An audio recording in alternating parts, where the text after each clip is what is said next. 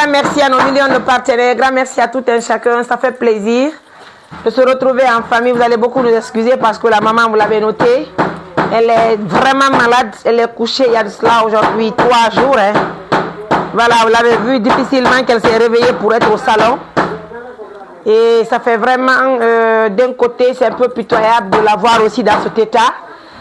Et nous, on pensait que si elle retrouve le bonheur, elle allait toujours être... voilà, mais vous savez que la maladie ne regarde pas ça. Hein, donc, Hibenaouni. Assalamu alaikum. No haifi.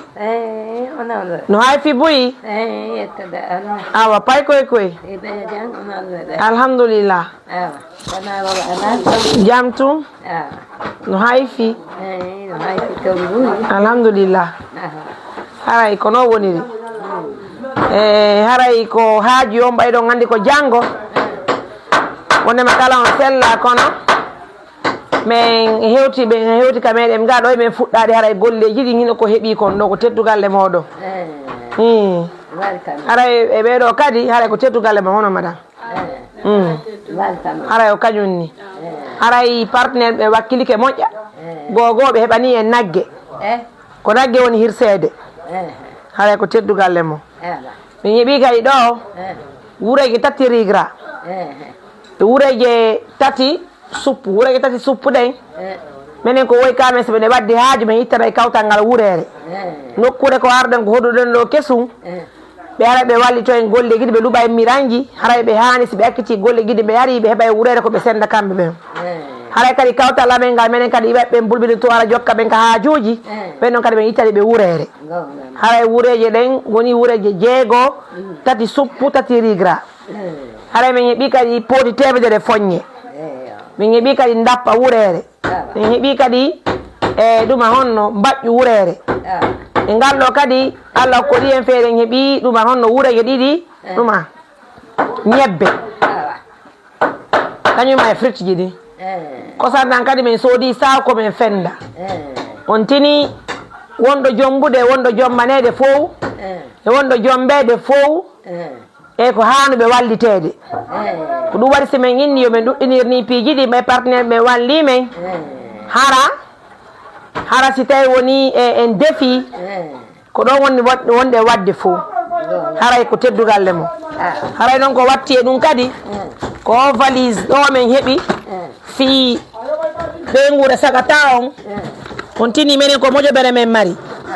min walla e woni juste jaari we hondo hara e ino ɗo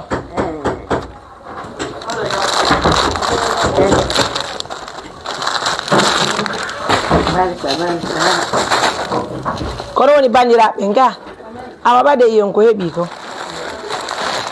hara ino ɗo complet ji komin heeɓi kon fi valise on kañum sonnajo wonɗo jombede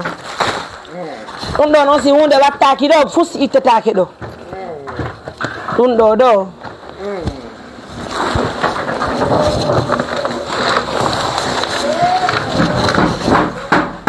ino ɗo in ɗo go'o ɗiɗi tati nayi joyi jeego jeɗɗi jeetati jeenayi sappo hara complet sappo e ɓike ɗo sappo e go coupi téléphone sappo e tati sappo e nayi ɗiɗi nayi joyi jeego jeɗɗi jeetati jeenayi sappo go ɗiɗi tati nayi ɗin ɗo complet sappo e nayi tiɓe complet basen gesner mo min soodi on fi ko jombajjon ɗo tirte kon on ɗon noka maîtresse min hettali mo taw on tini haray ko waado gonni yo biro haray ngoɗo kadi waado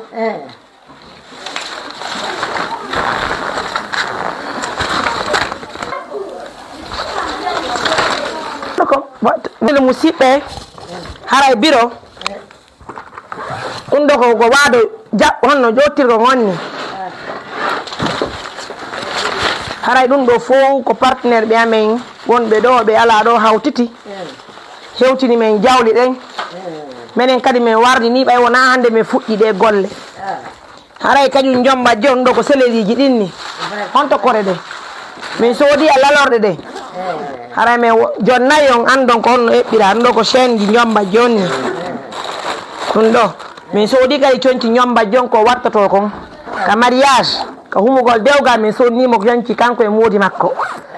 fo min soodi ɗiɗo ko jaɓɓorɗi ɗin ni ko ɗo wonɗen ittude jaɓɓorɗi ɗi mi haray joni so min gayni haaji on ka yaasi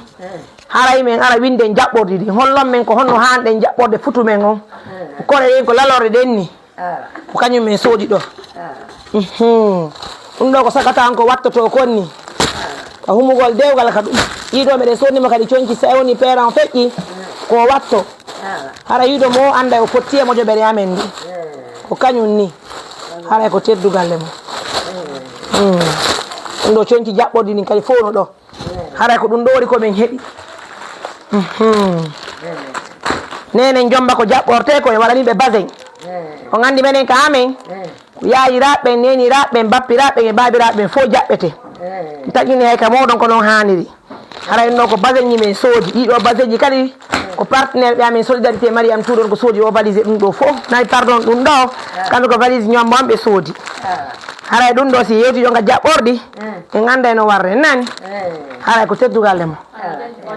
awa allah mo amin amin haray on toon haɓɓere gorone on kadi haray ɓe gure mo no hewtude o on sannay ɓe ha moƴƴa hollonɓe ko fewndi kon nani ɗon andi enen kamen joni woni jikkuji so tawi woni haaju no wadde arɗo o jara e valise o haray kadi fayi min ɓay menen golle amen ɗen haray ko adna allah fof woni sutade haray ɗum ɗon gênata men si ɓe ari haray ko saɗi ko tooli fi hugol ko heeɓi kon nani haray ñamite ɗi nomi holliri oni kadi ɗo joni en yaltinande watte haray haajoñe junngo kawtal ngal haray hino ɗo go ɗuma haɓɓere horo ɗen fi ƴaman ɗuma ko watte kon ko fi ɗuma ƴaman haray min heɓuno kadi teŋe mo 1 million hatta si ɓe wureɗen kan no mari ko faaboɗo ko watta ɗon awa sina ɗum haray menen ko ɗum ɗo min heeɓinani mi waɗi kadi ɗa kadi goroje ko sennete kon fi bolondaji ɗi haɗa ko teddugalle mo on nani c'est pas grave haɓɓuɗon ha moƴƴa awa haray ko ɗum ɗo min marno ko min holla on joni meɗen yaade min yalta ka yaasi min fuɗɗo golle ɗen nani barka